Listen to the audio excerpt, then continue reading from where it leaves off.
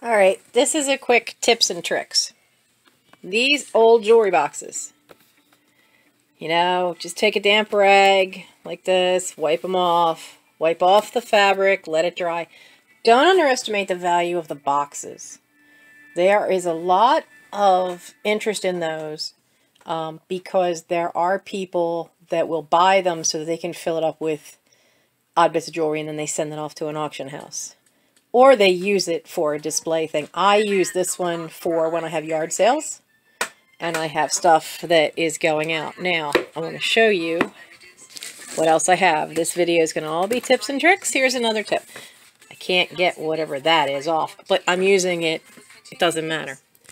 This is what was left in it. All of this stuff is broken bits, missing stone. This is so pretty. Those are really good quality, probably crystals. Piece says Kramer. Always look up who the piece is for. My busted up nail polish there. Because sometimes, now this shiny back is what they call rhodium plated. But this particular piece I don't see a name on. I absolutely love this piece. And the big stone is in the drawer, but the little stones are missing. They might be in here. They're stones, little tiny stones. But you can sell this kind of stuff as a lot for people that are going to restore vintage jewelry. I found a Facebook page that's all it's dedicated to. And then I have these funny ones like this where it's not, it's a little bit older. These are plastic. They're not Bakelite. And these just go into a bag lot of junk jewelry for people who do whatever they want to do with it at the yard sale. And that's a thing that we'll talk about too. I have to do that. Now, this is a little, probably with 2 of these, but I've only got the 1. But that's the tip for jewelry. Don't underestimate stuff losing stones. There are people out there looking for stuff like this. You can list odd lots of stuff that is missing stones as a repair lot. And you can get okay money. And then, like I said, always look up the name. There might be somebody that wants that just because it's a Kramer. Now, I got to clean this out. And then I have all this. This was all stuff that, you know, just was not worth. I did try, those are rhodite and turquoise. And I did try selling those on eBay. They didn't sell. But most of this is very, very modern jewelry, not worth putting on eBay.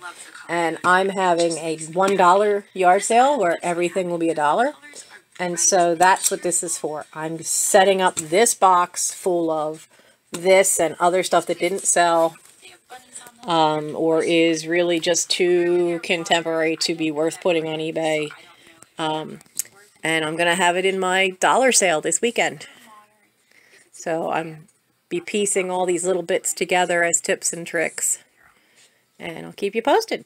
So I decided I wasn't going to deal with that glassware. I can't name the pattern. It's not signed. It's typical etched. You can see some of it's never been out of the box from the attic. It's still dirty. This pattern is so very common. You find it everywhere. I have things that either weren't worth putting on eBay. Like if you have these old baby dishes, there's a lot of this particular type around. But as you see, this one's damaged. That had been my mother's, so I know it's from 1929. But I just decided to have a yard sale and just clear out the stuff that wasn't really eBay worthy or had already been. You see the tarp because guess what? Another rainstorm is coming. I had a lot of mouse traps, not because I have mice, but because I had them for a game at a party. But yeah, there's a lot of little stuff. I've already sold some of it. But you know, nice 1990s vintage Jedi Master shirt, old printer, you know. But this is another way to help clear out your house if it's not worth putting online. Yes. I have some food for my church. Hi, I'm going to add this to the tips and tricks video. because soon I have a stack of books to do that are sitting over here because I worked on the pile behind me to get all this loose stuff dealt with. So when you do books, there are terms you must know because collectors are serious about it. They want to know if there's wear to the top of the spine. This often gets loose and a little worn because people grab that to pull it off the shelf. They want to know if the corners are rounded. Can you see the corners here are still squared? However, the cloth covering, oh bugger, it fell down.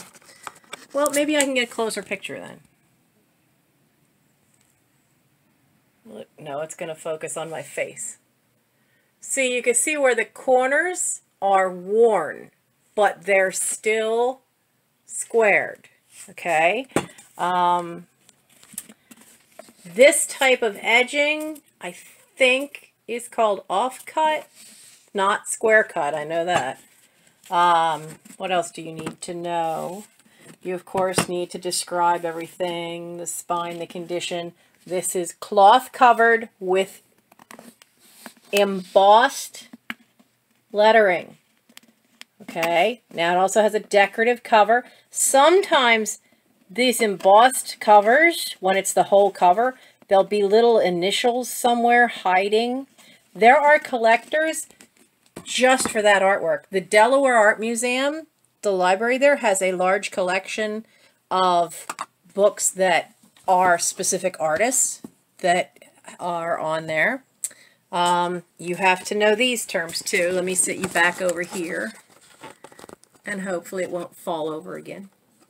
So when you open up a book, these are called the end papers. You want it to be still sealed here. You don't want this split.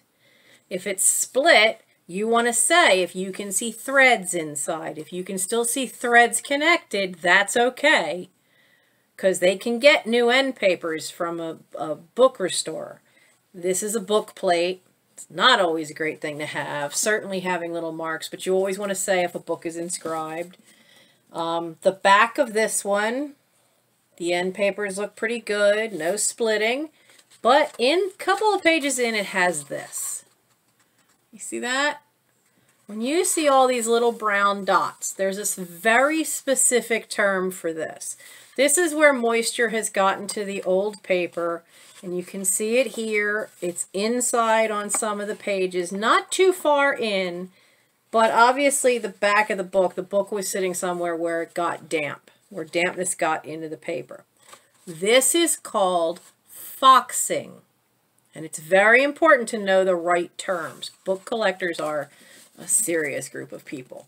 So always pay attention to those. Let them know if there's any splits to the end papers, if the end papers are inscribed, if there's any split to the cloth cover, what the condition of the spine is. If a book has a spot like this one does not, it doesn't want to fall open anywhere. If it has a spot where it just automatically falls open and this is split, that's what they call a cracked spine. The spine is this piece in here. It's not just this. This is the spine covering, but there's a piece in here where all of the folio pieces are glued together. Or if it's a modern book, it's just glue. There's no webbing. But either way, if it's a cracked spine, it'll just flop open to where that crack is.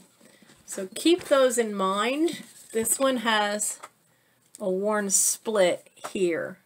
So I will have to note that the top inch or so is split on the cover and that there's wear to the cloth.